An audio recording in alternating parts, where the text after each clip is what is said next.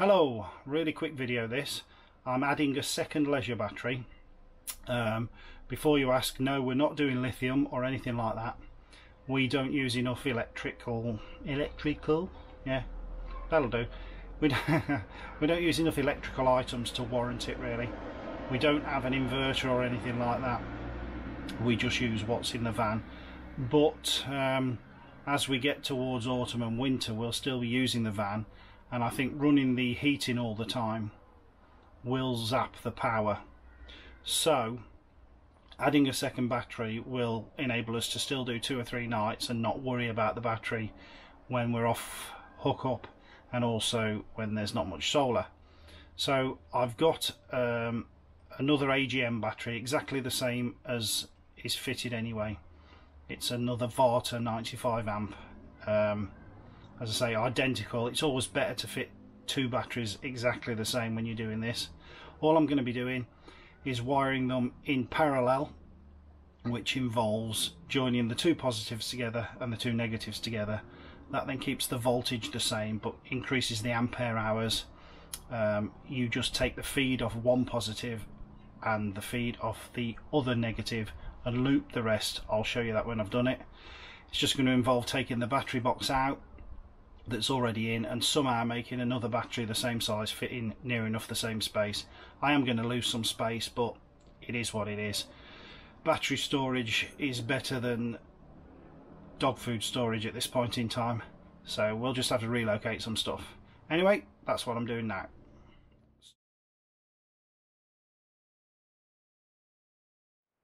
Okay, so you join me part way through this simply because I've taken the battery box out.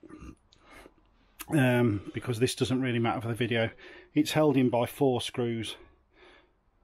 You just flip off some little plastic caps and unscrew it, comes off the floor. You take the battery out. So the battery is now just freestanding. I needed to do that because I wanted to see how the battery box was actually constructed and what was holding it down, so I can sort out the other battery. And obviously I want to try and get 2 in roughly the same space. The box isn't really an issue. It's obviously not gas tight or anything like that. It's there purely for protection. So for this instance I'm just going to put the 2 batteries in loosely and then construct a box at a later date, but I just want to get them in. Right, just because I was always taught it was good practice by friends who've done a lot of solar work, I've thrown a blanket over the top of the panel while I'm messing about so that there's no voltage at all coming through the wires. Right, first thing I'm going to do is obviously unwire the battery. It's pretty simple on these because there's just some quick connectors. The blue and the white cable on this fan, that's the feed in from the solar panel, and them 2 there, that's obviously the feed out to the electrical items, stroke also feed in from your onboard battery charger and stuff like that. So we can just pop them off anyway and pull the battery out. Alright, so with the wires disconnected, what I'm attempting to do is going to have the batteries in an L shape. Put the other one here, put some battens around it and put the clips over the top to hold it down, and then like I say, at a later date I'll box this back end in. But yeah, you'll see what I mean. Right, so what I've done, you can see I've made a wooden batten frame to go around the edge of the batteries, and then the clips are going to go over exactly as they did. They've got some nuts on the bottom. What are they called? Captive nuts, to stop that spinning round. Do the same for the other one, but I'm going to have to try and do something here because I can't get a piece of wood across there. I've got to keep this vent hole, unfortunately, so that's as good as it gets. I've lost a bit of space but gained a bit of power. Right, so that's where we are at the minute. It's all screwed down and fastened in. I've got to get another wing nut for there from work tomorrow. I've connected the 2 batteries up together to vent using a T-piece, going out the original hole there. Now I'm just going to wire it up. Right, hopefully you can see this. So as you see, I've battened it all down and it's all fastened down. This is the finished product now, except for I've got to put my USB socket back. I had to just move it when I was fannying around with the batteries. So that's what this live wire is. It's not got a fuse in at the minute, so it's safe. And then the little black one's the earth wire. I'll do that later. I'm literally rushing to do this because the van's going to the dealer tomorrow. Well, at the time of filming, to have the water issue finally sorted. So we've got the original wires, where my hand is here, coming from the battery. They're the original positives, and the original negatives are down there.